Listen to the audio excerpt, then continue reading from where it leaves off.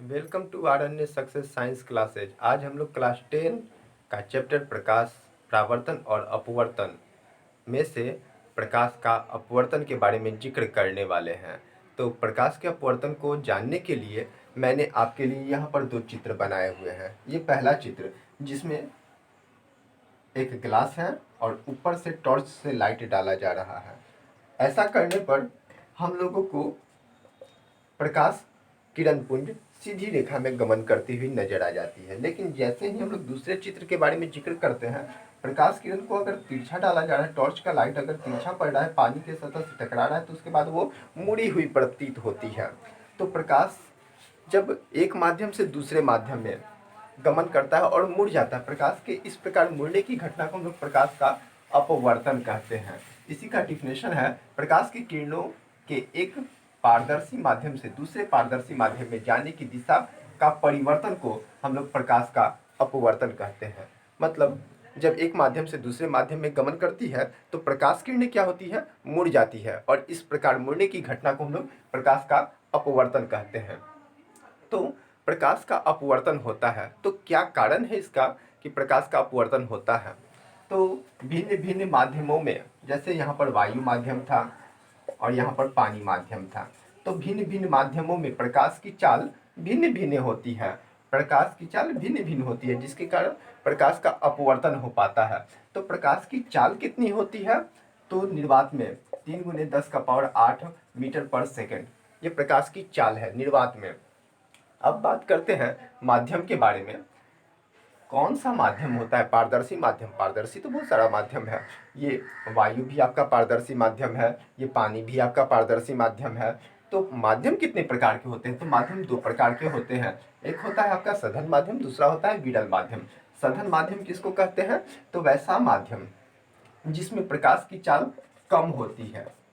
प्रकाश की चाल कम होती है उसको सघन माध्यम कहते हैं। जिसमें प्रकाश की चाल अधिक होती है उसको हम लोग विरल माध्यम कहते हैं। इसमें अधिक होगा, प्रकाश की चाल अधिक होगी, तो उसको हम लोग विरल माध्यम कहते हैं। ये सघन माध्यम। और तो अब हम लोग बात कर रहे हैं प्रकाश का अपवर्तन के बारे में, व्याख्या कर रहे हैं कि कैसे होता है प्रकाश का अपवर्तन। तो मैंने ये एक ग्लास स्लैब बनाया हुआ है। ग्लास स्लैब में क्या हो रहा है कि एक प्रकाश किरण आ रही है। तो ये जो प्रकाश किरण आ रही है एक माध्यम से दूसरे माध्यम में, तो जो प्रकाश किरणें आती हैं उसको हम लोग अपवर्तित किरण कहते हैं। और जो प्रकाश किरणें एक माध्यम से दूसरे माध्यम में आने के बाद विचलित हो जाती हैं, मुड़ जाती हैं और गमन करती हैं, उसको हम लोग कहते हैं अपवर्तित किरण। अब इसके बाद आगे बात करते हैं हम लोग। तो ये जो एक माध्यम था आपका वायु और दूसरा माध्यम कांच, तो ये वायु जो माध्यम है वो आपको विरल माध्यम हो गया है, और कांच जिसमें प्रकाश की चाल कम है उसको हम लोग कह दिए हैं सघन माध्यम। तो प्रकाश किरणें जब आती है, आपतित किरण ग्लास स्लैब से टकराती है, टकराने के बाद यहाँ पर परावर्तन और अपवर्तन दोनों प्रकार की घटनाएं होती हैं। आई है अभिलंब के पास मुड़ी है और उसके बाद एक जिस माध्यम से आई थी उसी माध्यम में ट्रेवल कर गई हैं, तो इस घटना को हम लोग प्रकाश का परावर्तन कहते हैं। और जब प्रकाश किरणें ग्लास स्लैब से अंदर की ओर मुड़ गई हैं और मुड़कर गमन करना स्टार्ट की हैं, तो इस घटना को हम लोग अपवर्तन कहते हैं। ये क्रिया आपको वायु से कांच में और कांच से फिर वायु में होता है। तो प्रकाश किरणें जब अपवर्तित किरण जब बाहर निकलती हैं, मतलब फिर से वायु में आ जाती हैं, और इस जो प्रकाश किरणें वायु में आती हैं उसको हम लोग कहते हैं निर्गत किरण। तो यहाँ पर अभी और बात हम लोग ध्यान दें कि आपतित किरण और अभिलंब के बीच में एक कोण बनता है जिसको आई कहते हैं। परावर्तित किरण और अभिलंब के बीच में एक कोण बनता है जिसको आर कहते हैं। आपतन कोण, परावर्तन कोण। दूसरे नंबर में आपतित किरण जब अंदर आ जाती हैं तो वो अपवर्तित किरण बनती हैं, और अपवर्तित किरण और अभिलंब के बीच में एक कोण बनता है जिसको हम लोग आर कहते हैं। निर्गत किरण और अभिलंब के बीच में जो कोण बनता है उसको ई कहते हैं। ई मतलब निर्गत कोण, ये निर्गत कोण हो गया है। ये आपका प्रकाश का अपवर्तन की घटना थी, और ये प्रकाश का अपवर्तन तो हम लोग आगे बात कर रहे हैं।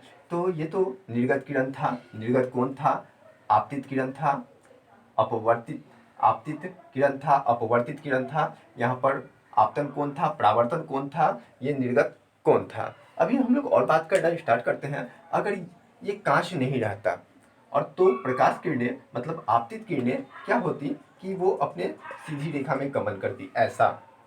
तो आपतित किरण और निर्गत किरण इन दोनों के बीच का जो डिफरेंस हो गया है, मतलब अभिलंब वाला, ठीक है, लंबा दूरी, इसी को हम लोग कहते हैं पार्श्विक विस्थापन। पार्श्विक पार्श्विक विस्थापन विस्थापन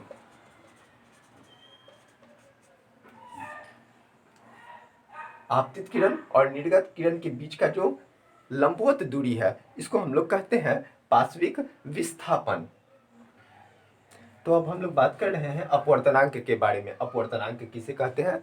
तो प्रकाश का एक माध्यम में चाल बट्टा प्रकाश का दूसरे माध्यम में चाल के चाल को हम लोग अपवर्तनांक कहते हैं। शून्य में प्रकाश की चाल बट्टा माध्यम में प्रकाश की चाल को हम लोग अपवर्तनांक कहते हैं। मतलब प्रकाश का एक माध्यम में चाल और प्रकाश का दूसरे माध्यम में चाल के अनुपात को, ये बट्टा मतलब अनुपात को अपवर्तनांक कहते हैं। अपवर्तनांक को हम लोग म्यू से इंडिकेट करते हैं। अगर शून्य में प्रकाश की चाल c है और माध्यम में प्रकाश की चाल v है, तो हम लोग कह सकते हैं कि n mu equal to c by v, ये आपका फॉर्मूला हो गया है अपवर्तनांक का।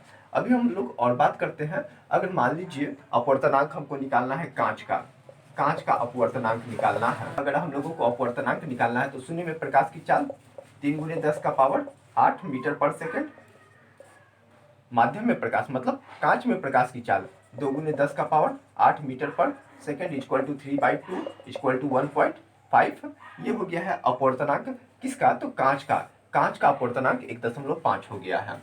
अब हम लोग बात कर रहे हैं निरपेक्ष अपवर्तनांक के बारे में। तो वायु की अपेक्षा किसी माध्यम में अपवर्तनांक को, उस माध्यम का निर्वात की अपेक्षा अपवर्तनांक को हम लोग निरपेक्ष अपवर्तनांक कहते हैं। हीरा का अपवर्तनांक सबसे ज़्यादा होता है, हीरा का अपवर्तनांक सबसे ज़्यादा होता है। इसके अलावा अगर जिसका अपवर्तनांक सबसे ज़्यादा होगा उसमें प्रकाश की चाल अधिक होगी, जिसका अपवर्तनांक कम होगा प्रकाश की चाल उसमें सबसे ज़्यादा होगी। अब हम लोग प्रकाश के अपवर्तन के नियम को सीखने वाले हैं। तो हम लोगों का पहला नियम क्या कहता है? ये आपका एक सतह हो गया है, इस पर प्रकाश किरण आ रही है, आने के बाद एक माध्यम से दूसरे माध्यम में गमन करती है तो अभिलंब की ओर मुड़ जाती है। तो जो प्रकाश किरण आ रही है उसको हम लोग आपतित किरण कहते हैं, और ये जो बिंदु हो गया है इस बिंदु को हम लोग कहते हैं आपतन बिंदु, और ये आपका अभिलंब हो गया है। एक माध्यम से दूसरे माध्यम में जो गमन कर रही है प्रकाश किरण और गमन करने के बाद मुड़ जा रही है उसको हम लोग कहते हैं अपवर्तित किरण। तो आपतित किरण, अपवर्तित किरण, अभिलंब और ये आपतन बिंदु सब एक ही समतल में होते हैं। आप अपवर्तित किरण, आपतन बिंदु पर अभिलंब और अपवर्तित किरण तीनों एक ही समतल में होते हैं। ये पहला नियम है प्रकाश का अपवर्तन का पहला नियम। दूसरा नियम के बारे में बात करना स्टार्ट करते हैं। तो जब एक माध्यम से दूसरे माध्यम में प्रकाश गमन करती है तो आपतन कोण और ये हो गया है आपका अपवर्तन कोण। आपतन कोण और अपवर्तन कोण की ज्या का अनुपात मतलब sin I by sin R का अनुपात एक नियतांक होता है। क्या होता है? एक नियतांक होता है, मतलब कांस्टेंट नियतांक होता है। इसको हम लोग कहते हैं प्रकाश का अपवर्तन का नियम। ये दूसरा नियम है, इसको हम लोग स्नेल का नियम भी कहते हैं। अब हम लोग कुछ बात कर लेते हैं हम लोगों के दैनिक जीवन में प्रकाश का अपवर्तन। जैसे आप पानी से भरे कांच के गिलास में जब पेन डालते हैं तो वो पेन आपको मुड़ा हुआ प्रतीत होता है, या फिर हम लोग स्विमिंग पूल के पास बैठे हुए रहते हैं और उसमें अपना पैर को डालते हैं तो कुछ समय के बाद वो वही पैर, हम लोगों का जो सीधा पैर था वो थोड़ा सा तिरछा मुड़ा हुआ प्रतीत होता है। ये प्रकाश के अपवर्तन के कारण होता है। अगर ये मेरा वीडियो आपको अच्छा लगे तो इसे लाइक और सब्सक्राइब जरूर करें। Thank you.